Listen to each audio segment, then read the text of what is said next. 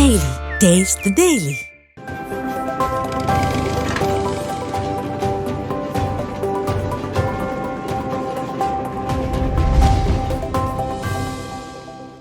திமுக அரசின் ஆட்சியில் பெண்களுக்காக பல்வேறு நலத்திட்டங்களை அரசு முன்னெடுத்து வருவதாக சாத்தூரில் நடைபெற்ற சமுதாய வளைகாப்பு நிகழ்ச்சியில் மாநில வருவாய்த்துறை அமைச்சர் KKSSR ராமச்சந்திரன் தெரிவித்துள்ளார். விருதுநகர் மாவட்டம் சாத்தூரில் சமூக நலன் மற்றும் மகளிர் உரிமைத்துறை மற்றும் ஒருங்கிணைந்த குழந்தைகள் வளர்ச்சிப் பணிகள் சார்பில் சமுதாய வளைகாப்பு நிகழ்ச்சி நடைபெற்றது. மாவட்ட ஆட்சித்தலைவர் ஜெயசீலன் தலைமையில் நடைபெற்ற இந்த நிகழ்ச்சியில் மாநில வருவாய்த்துறை அமைச்சர் KKSSR ராமச்சந்திரன் கலந்து கொண்டு சாத்தூர் மற்றும் வெம்பக்கோட்டையைச் சேர்ந்த 200 கர்ப்பிணி தாய்மார்களுக்கு வளைகாப்பு சீதன பொருட்களை வழங்கினார். தொடர்ந்து நிகழ்ச்சியில் பேசிய அமைச்சர், கர்ப்பிணி பெண்கள் கர்ப்ப காலத்தில் மகிழ்ச்சியாகவும் ஆரோக்கியமாகவும் இருக்க வேண்டும் என்ற அறிவுரை வழங்கியதோடு சாதி மத வேறுபாடின்றி அனைத்து கர்ப்பிணி தாய்மார்களும் சமுதாய வளைகாப்பு திட்டத்தால் பயன்பெற்று வருகிறார்கள் என்றும், திமுக அரசின் ஆட்சி பெண்களுக்கான ஆட்சி, அதனால்தான் பெண்களுக்காக பல்வேறு நலத்திட்டங்களை அரசு முன்னெடுத்து வருவதாக கூறினார். அது நம்முடைய முதலமைச்சர் வந்த பிறகு, தகவல் வந்த பிறகு பெண்களுக்கான பாடம் ஆட்சி. எல்லா திட்டங்களும் பெண்களுக்கு தான். நல்லா சாப்பிடுங்க, இந்த டெலிவரி ஆகுது வரைக்கும் வீட்டை சண்டை செஞ்சோம்னா கொஞ்சம் குறைச்சிக்கோங்க.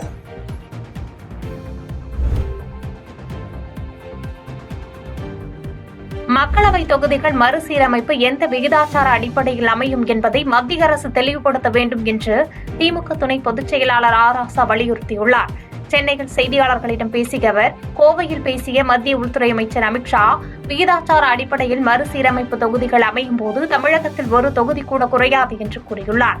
ஆனால் தொகுதிகள் அல்லது மக்கள் தொகை இதில் எந்த விகிதாச்சார அடிப்படையில் மறுவரையறை என்ற தகவல் இல்லை. அதை மத்திய அரசு தெளிவுபடுத்த வேண்டும் என்று கேட்டுக் கொண்டார். ஆனால் இதற்கு விளக்கமளித்த தமிழக பாஜக தலைவர் அண்ணாமலை, தொகுதிகளின் எண்ணிக்கை அடிப்படையில் உயரும் என்று கூறியுள்ளார். அமித்ஷா சொல்லாமலே இப்படி ஒரு புது கருத்தை அண்ணாமலை கூறியுள்ளது தவறு என்றும், தொகுதிகள் எண்ணிக்கை குறையக்கூடாது என்பது மட்டுமின்றி வடமாநிலங்களில் மக்கள் தொகை அடிப்படையில் அதிக தொகுதி கூட்டப்பட்டால் அதுவும் அநீதிதான் என்று குற்றம் சாட்டினார்.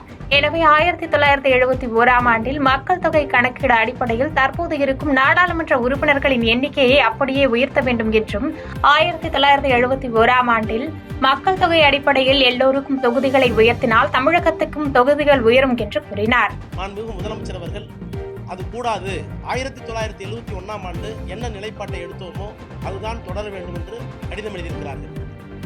அந்த கடிதத்திற்கு பதிலளிக்கின்ற விதமாக எண்ணிக்கொண்டு ஒன்றிய அரசினுடைய உள்துறை அமைச்சர் அவர்கள் இன்றைக்கு பேசுகிற போது விகிதாச்சார அடிப்படையில் தான் அது அமையும். அப்படி விகிதாச்சார அடிப்படையில் மறுசீரமைப்பு தொகுதிகள் அமைகிற போது தமிழ்நாட்டுக்கு ஒரு தொகுதி கூட குறையாது என்று அறிவித்திருக்கிறார் இந்தியில்.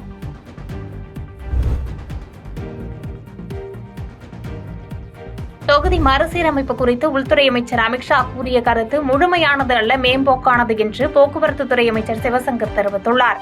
அரியலூர் மாவட்ட திமுக அலுவலகத்தில் செய்தியாளர்களை சந்தித்த அமைச்சர் சிவசங்கர், தொகுதி மறுசீரமைப்பில் தென் மாநிலங்களுக்கு தொகுதிகள் எண்ணிக்கையில் குறைவு என்ற நிலையில் பாஜக 2 வித நிலைப்பாடுகளை எடுத்துள்ளதாகவும், தற்பொழுது உள்ள 543 எம்பிக்களை அதே அளவில் வைத்து தென் மாநிலங்களில் சதவீதத்தை குறைத்து வட மாநிலங்களை எண்ணிக்கையை அதிகப்படுத்தி வெற்றி பெறுவது அல்ல, ஒட்டுமொத்த இந்தியாவிற்கும் அதிக உறுப்பினர்களை உருவாக்கி தென் மாநிலங்களை கணக்கை எடுத்துக் கொள்ளாமல் வட மாநிலங்களில் அதிக எண்ணிக்கையில் உறுப்பினர்களை தேர்வு செய்து மீண்டும் இந்துத்துவா சக்திகள் ஆட்சிக்கு வர முடியும் என்ற கணக்கில் பாஜக செயல்பட்டு வருவதாக குற்றம் சாட்டினார்.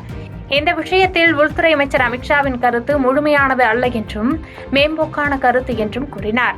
543 நாடாளுமன்ற தொகுதிகளை கொண்டிருக்கின்ற சூழலில் நாம் 39 நாடாளுமன்ற தொகுதிகளோடு இருக்கின்றோம். தென்னிந்தியாவினுடைய பிரதிநிதித்துவம் 26% என்ற அளவிலே இருக்கிறது.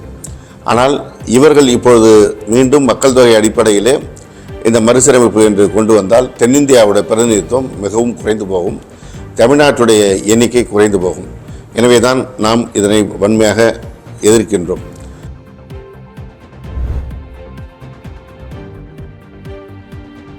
மொழிக் கொள்கையை கையில் எடுத்துக்கொண்டு மத்திய அரசு நிதி தர மாட்டோம் என்று மிரட்டி பார்ப்பதாக அமைச்சர் பொன்முடி தெரிவித்துள்ளார். விழுப்புரம் மத்திய மாவட்டத்தின் சார்பில் ஸ்டாலின் பிறந்தநாளை கொண்டாடுவது பற்றி ஆலோசனை கூட்டம் நடைபெற்றது. அந்த கூட்டத்தில் கலந்து கொண்ட அமைச்சர் பொன்முடி பல்வேறு ஆலோசனைகளை வழங்கியதோடு சிறப்புரையாற்றினார். அப்போது தெரிவித்த அவர் 1965களில் அண்ணாமலை பல்கலைக்கழகத்தில் பயின்ற மாணவன் ராஜேந்திரன் இந்தியை எதிர்த்ததற்காக சுட்டுக் கொலை செய்யப்பட்டார். அப்போதும் தாங்கள் எதற்கும் அஞ்சவில்லை என்றும் இந்தியை தொடர்ந்து எதிர்த்துக் கொண்டேதான் இருக்கிறோம் என்றும் மொழிக் கொள்கையை கையில் எடுத்துக்கொண்டு மத்திய அரசு நிதி தரமாட்டோம் என்று மிரட்டி பார்ப்பதாகவும் தமிழகத்தில் ஒருபோதும் மும்மொழிக் கொள்கையை ஏற்க மாட்டோம் என்று திட்டவட்டமாக தெரிவித்தார். ராஜேந்திரன் என்ற மாணவர் சொல்லப்பட்டார்.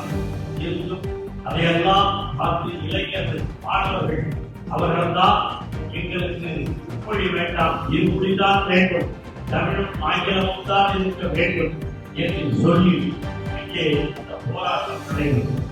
அந்த ஆங்கிலம் இருந்தால் இன்டர்நேஷனல் நாட்டில் பன்னாடுகளுக்கு செல்ல முடியும். தமிழ் நம்முடைய தாய்மொழி, இங்கே தமிழகத்திலே அதை எடுத்துச் சொல்ல முடியும். ஆகவே எங்களுக்கு தேவை இருமொழிக் கொள்கைதான் என்று அண்ணா காலத்திலே உருவாக்கப்பட்டு கலைஞர் காலத்திலே செயல்படுத்தப்பட்டு நடைபெறுகிறது.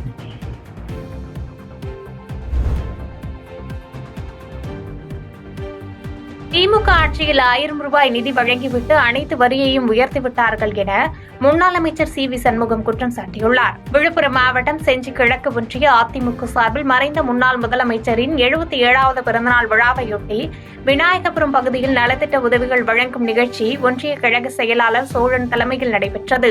இந்நிகழ்ச்சியில் அதிமுக மாநிலங்களவை உறுப்பினர் சி.வி. சண்முகம் கலந்து கொண்டு கழக கொடியை ஏற்றி வைத்தும் எம்ஜிஆர், ஜெயலலிதா ஆகியோர் திருவுருவப் படங்களுக்கு மலர் தூவி மரியாதை செலுத்தினார். பின்னர் 1000க்கும் மேற்பட்ட மகளிர்களுக்கு தையல் எந்திரம், கேஸ் அடுப்பு, பால்குடம், புடவை உள்ளிட்ட பல்வேறு நலத்திட்ட உதவிகளை வழங்கினார். இதனைத் தொடர்ந்து பேசிய முன்னாள் அமைச்சர் சி.வி. சண்முகம், கடந்த 4 ஆண்டு திமுக ஆட்சியில் கொடுத்த வாக்குறுதிகளை நிறைவேற்றவில்லை என்றும் அதிமுக ஆட்சியில் செயல்படுத்தப்பட்ட தாலிக்கு தங்கம் உள்ளிட்ட பல்வேறு நலத்திட்ட உதவிகளை நிறுத்தியுள்ளதாக குற்றம் சாட்டினார். மேலும் திமுக ஆட்சியில் 1000 ரூபாய் நிதி வழங்கிவிட்டு அனைத்து வரியையும் உயர்த்தியுள்ளதாக குற்றம் சாட்டினார்.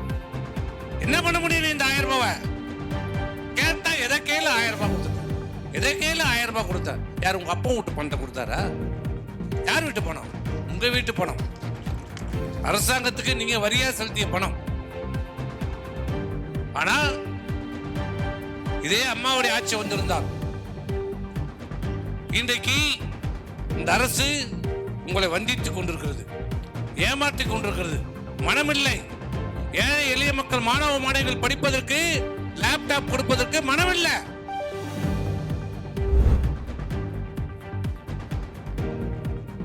சிவராத்திரி திருவிழாவையொட்டி அண்ணாமலையார் கருவறைக்கு பின்பாக உள்ள லிங்கோத்பவருக்கு சிறப்பு பூஜைகள் செய்யப்பட்டது. பஞ்சபூத ஸ்தலங்களில் அக்னி ஸ்தலமாக விளங்கும் திருவண்ணாமலை அண்ணாமலையார் திருக்கோயிலில் மகா சிவராத்திரி திருவிழா விமர்சையாக கொண்டாடப்பட்டு வருகிறது. அதன் ஒரு பகுதியாக திருவண்ணாமலை அண்ணாமலையார் கோயிலில் அண்ணாமலையார் சன்னதி பின்புறம் உள்ள லிங்கோத்பவர் மூர்த்திக்கு பால், மஞ்சள் உள்ளிட்ட சிறப்பு பொருட்கள் அபிஷேகம், ஆராதனைகள் செய்யப்பட்டு தீப ஆராதனைகள் காட்டப்பட்டது.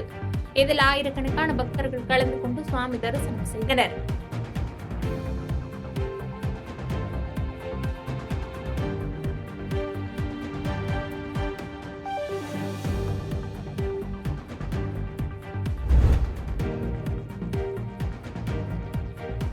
சிவராத்திரியை முன்னிட்டு திருவாரூர் தியாகராஜர் கோயிலில் நாட்டியாஞ்சலி களை கட்டியது. சிவராத்திரியை முன்னிட்டு நடைபெற்ற நாட்டியாஞ்சலி நிகழ்ச்சியில் சென்னை, பெங்களூரு, கேரளா, நாகை, தஞ்சாவூர், ஒசூர் உள்ளிட்ட பல்வேறு பகுதிகளைச் சேர்ந்த நாட்டிய பண்டிகைகளைச் சேர்ந்த மாணவ மாணவிகள் கலந்து கொண்டு குழுவாகவும் தனியாகவும் தங்களது பரத திறமையை வெளிப்படுத்தினர். நிகழ்ச்சியின் இறுதியில் நடன திறமையை வெளிப்படுத்திய அனைவருக்கும் பாராட்டு சான்றிதழ்கள் வழங்கப்பட்டது.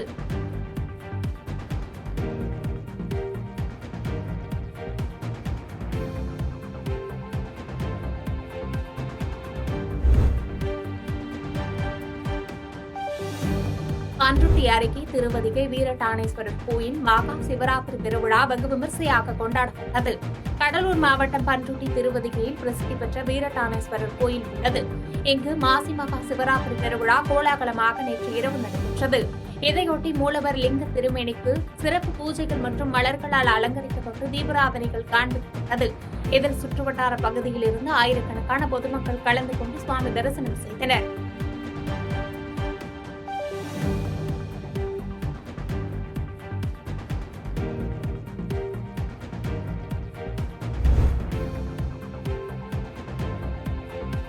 காரைக்காலில் மகா சிவராத்திரியை முன்னிட்டு 2000க்கும் மேற்பட்டோர் பங்கேற்ற சிவநாம அர்ச்சனை சிறப்பாக நடைபெற்றது. புதுச்சேரி மாநிலம் காரைக்காலில் மகா சிவராத்திரியை முன்னிட்டு ஸ்ரீ காரைக்கால் அம்மையார் ஆலயத்தின் திருக்குளமான சந்திர புஷ்கரணியில் 5008 சிவநாம அர்ச்சனை நடைபெற்றது. இதில் பெண்கள் மற்றும் ஆண்களும் என 2000க்கும் மேற்பட்டோர் சிவநாம அர்ச்சனை செய்து சிவபெருமானை மனமுறைக்கு வழிபட்டனர். விழாவில் ஆலய அறங்காவலர் குழு நிர்வாகிகள் உள்ளிட்ட பலர் கலந்து கொண்டனர். சிவநாம அர்ச்சனை விழாவை முன்னிட்டு ஏராளமான போலீசார் பாதுகாப்பு பணியில் ஈடுபட்டிருந்தனர்.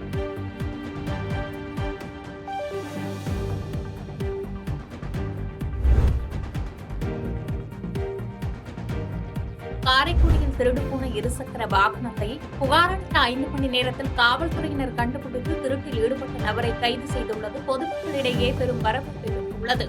சிவகங்கை மாவட்டம் காரைக்குடியில் கீழக்கொட்டியார் வீதியைச் சேர்ந்த ராமச்சந்திரன் என்பவர் தனது கடைக்கு முன்னே நிறுத்தி வைத்திருந்த இருசக்கர வாகனம் திருடு போன சம்பவம் தொடர்பாக காரைக்குடி காவல் நிலையத்தில் புகார் அளித்தார்.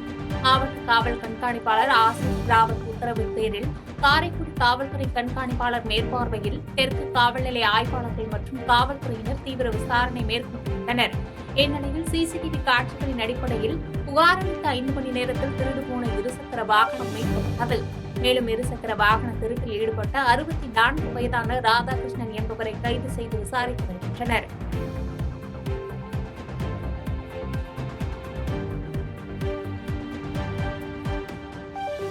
பாதகம் செய்பவரை கண்டால் நாம் பயம் கொள்ளலாகாது பாப்பா.